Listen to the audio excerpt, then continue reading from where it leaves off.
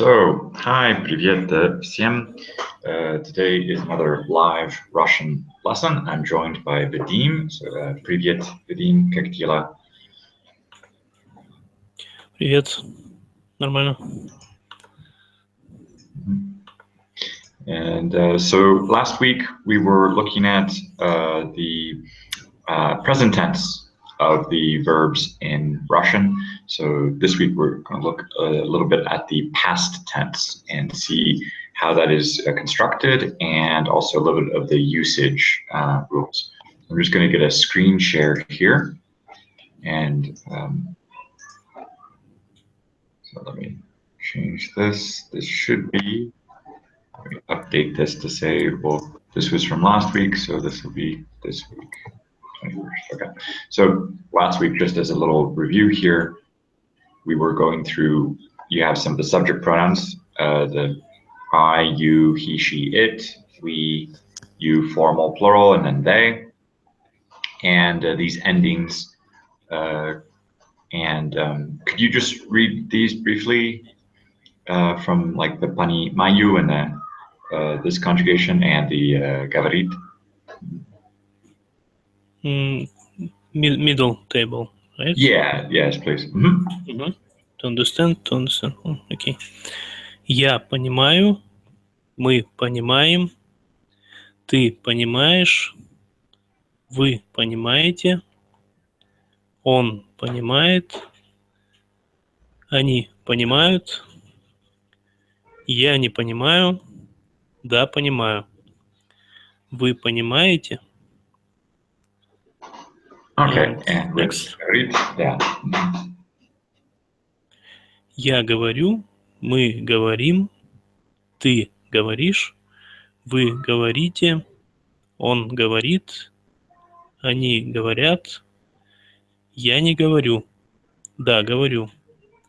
Вы говорите? Okay, so now we're going to move on to the past tense. And so in here, the conjugation, it's more like an adjective. So we have a form for the masculine singular, feminine singular, and neuter singular. And we have a form for the plural. So that, if you are familiar with Russian adjectives, that's a very similar pattern there. So can you read through here for the like panimat and ponyat? Okay. Я понимал, я понял. Я понимала, я поняла. Ты понимал, ты понял. Ты понимала, ты поняла. Oh, and I forget plural. Мы понимали, мы поняли. Вы понимали, вы поняли. Они понимали, они поняли. And can you read the he, she? Он понимал, он понял. Она понимала, она поняла. Оно понимало, оно поняло. Я не понимаю. Whoops. You have typo, yes. Yeah, Я не понимаю. Я не понимал. Okay. Я не понимал. Да, понимал. Вы понимали? Okay, good. So in terms of the usage here, this panimat is an imperfective verb. And I should put this as perfective, and panimat is perfective. So what is some of the differences between these two verbs in the past tense?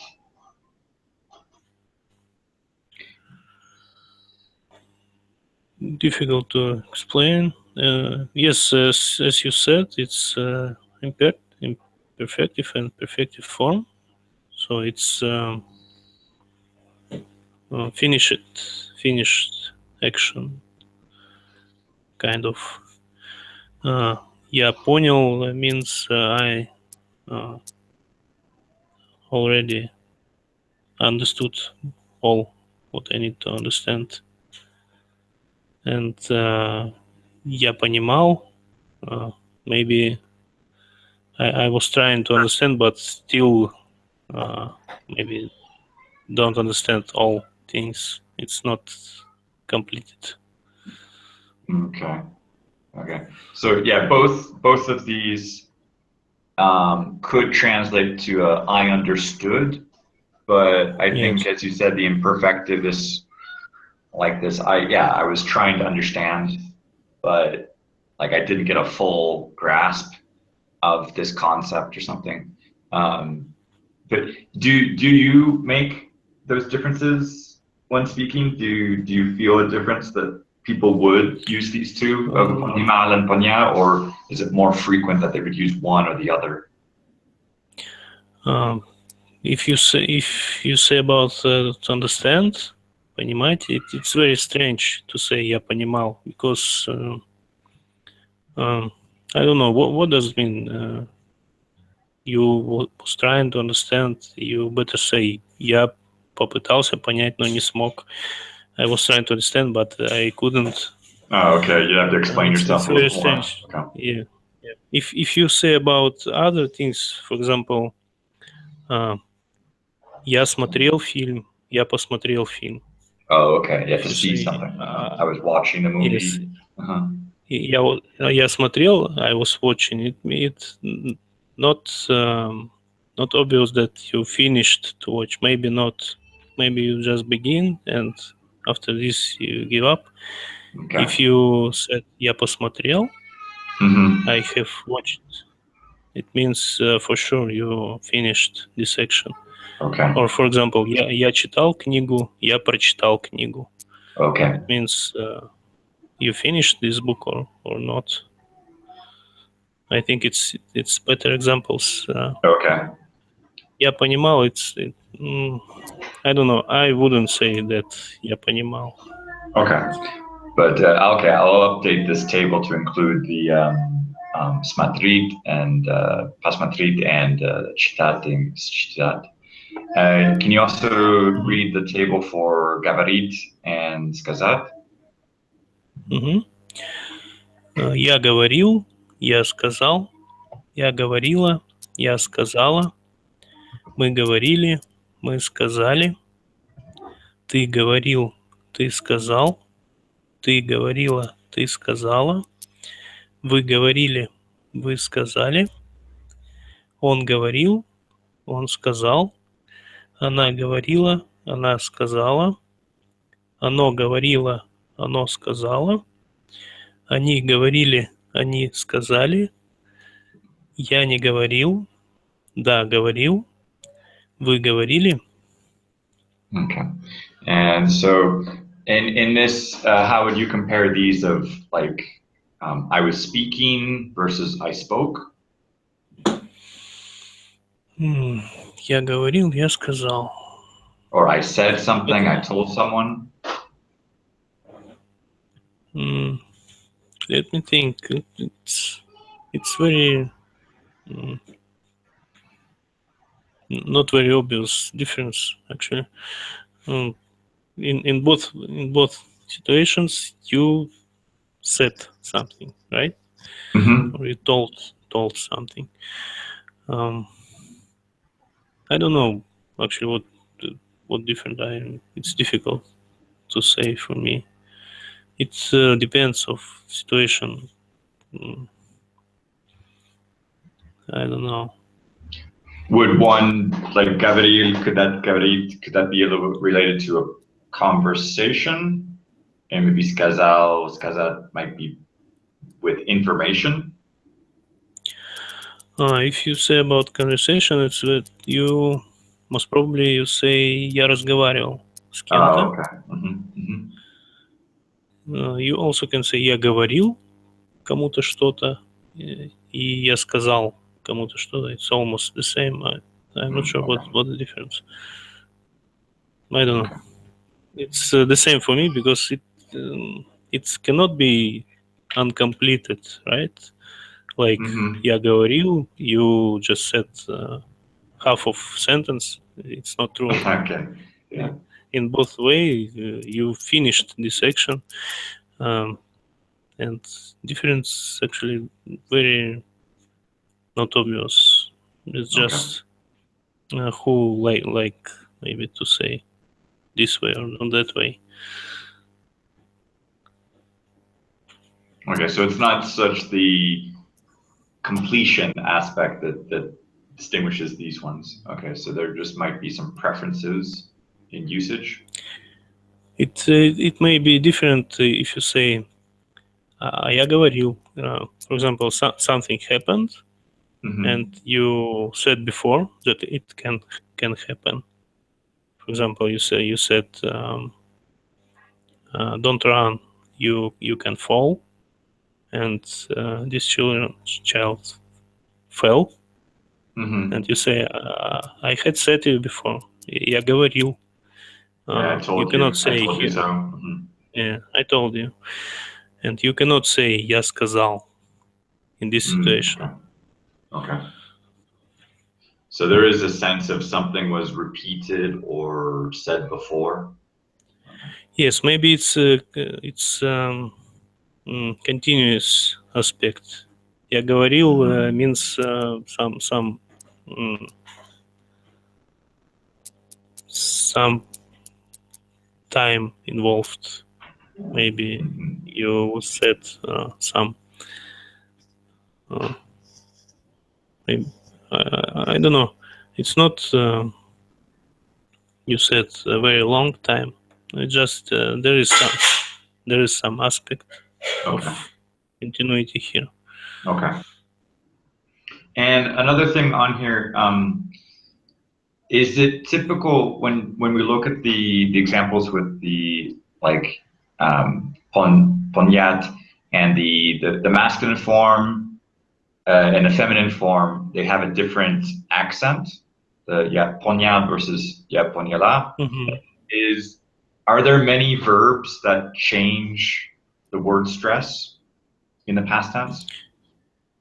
I think most of verbs change, and there are some exceptions, but most of verbs yes change accent in feminine and masculine forms. Okay.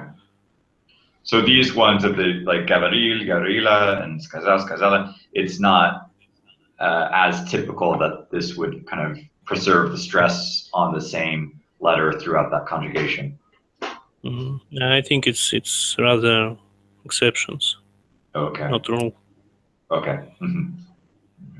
So,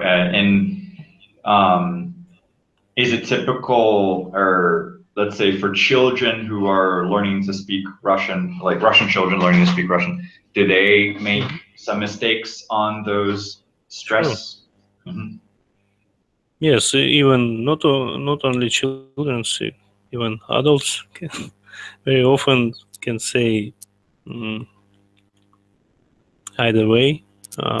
Я, ты поняла, она поняла. It's not right, but not only children, some adults, Okay. and especially in different areas of Russia. Russia is a big country, and there are a lot of differences of this kind of accents. Some sounds may be different sometimes. So yes, but it's not right way to pronounce. You better remember right way. Where the word stress is. Okay. But the word would be understood. Sure, it would be understood anyway. So Okay. it's very common for foreign people to not only accents but confuse forms, and they understood. It's okay.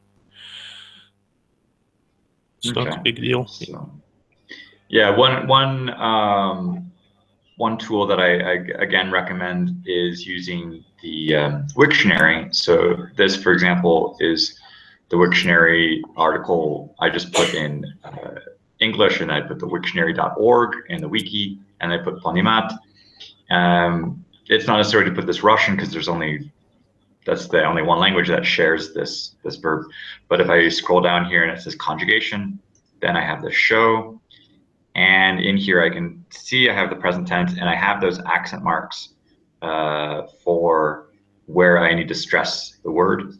And down here we have the past tense. And this is another way to present this information, where it would be masculine, and this would be I, you, he, feminine I, you, she, and then the neuter with the ano, and then the plural, which for we, you, and they for that. So that's another way to present this information. So as you can see from this table, Russian has a very simple set of verbs. We have the present tense, we have a future tense, and today we're looking at the past tense.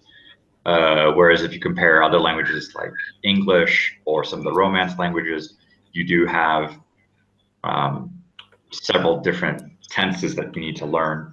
But as we were just explaining right now, some of the aspect between perfective and imperfective, that's where a lot of meaning is derived, I think, of choosing one verb to the other. So that you may have just these three tenses.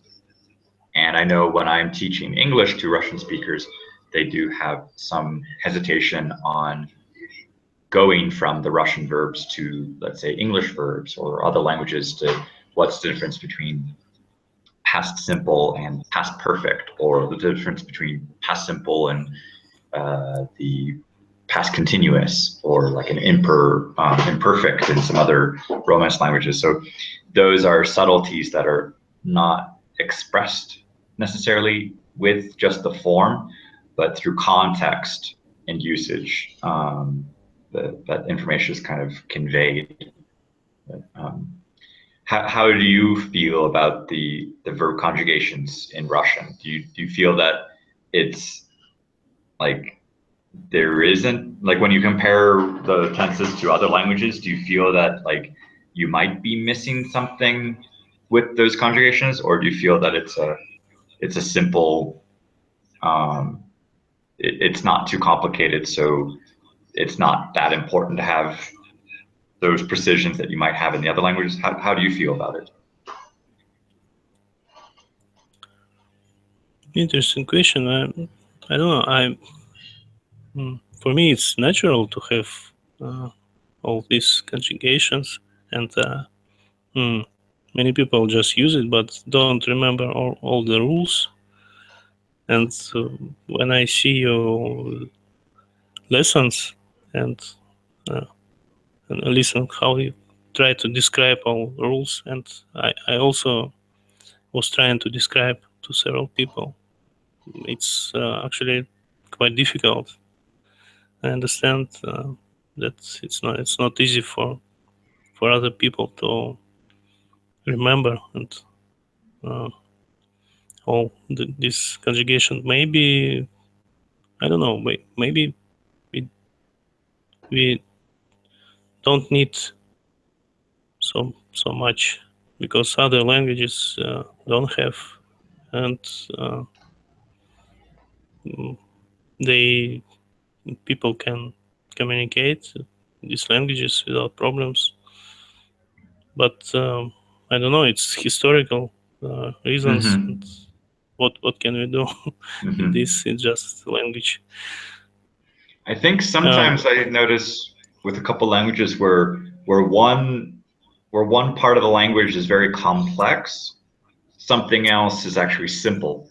Whereas, and I mean, if you take the declensions for Russian, for the 6 cases, for the nouns and for the adjectives, that's a very rich set of information that you need to learn to know if you're talking about the subject, the object, the origin, the complement, the location. the indirect object, and that's a lot of information to learn, and we'll cover that in future lessons. But it's nice to see, okay, the verb conjugations are not as rich as, let's say, the English like 12 tenses. I think as a student, I would probably go crazy if I had both the English 12 tenses in Russian plus these 6 cases of nouns and adjectives. And I think it's good to have, okay, focus on one part of the language that is very rich with information, and maybe have another thing here, which are the conjugations, which are relatively very limited in scope. And I'm not sure of, like, I would be curious to find another language out there that has a very rich verbal system and also a rich kind of declension system. I think to have both of those very like thorough, I think that would be a lot of work as a native speaker and as a language learner. Do you know any examples? I think it's I don't know. All the people, I think, have similar abilities, and if there is such language very complex, it would be complex even for native speakers, and almost nobody can use this language right. I don't know. I agree with you that languages differ in one aspect. If one language more difficult in one aspect, it's usually easier in other.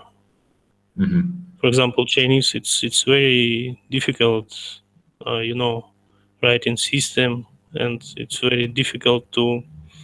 For me, it's very difficult because all the words is very similar, very short and very similar, and just I don't know how it's possible to remember all, I don't know, 100 or 200 meanings of one word, but they have very simple grammar and very simple language in other aspects.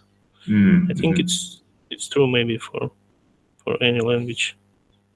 I don't know examples when it's complex in all aspects.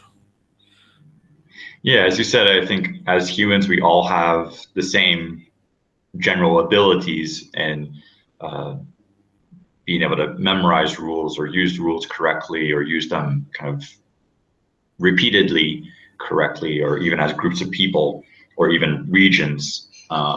So it would be interesting to research that a little bit more to see which languages would be very, very complex in many aspects of the language. But okay, but for here, at least for these Russian tenses, this is something that this was something that would kind of comfort me a little bit, even though I had to kind of suffer a little bit to get my head around the declensions and the adjectives and the nouns, but at least the tenses, in terms of how to construct them, was a bit straightforward. Their usage, that's another thing to kind of look at, and that's I thank you for your explanations about the, like what we looked at here, like ponimat and ponyat, where like it wouldn't really be that common to say yeah ponimal, where it would make more sense to say yes, I understood this concept fully,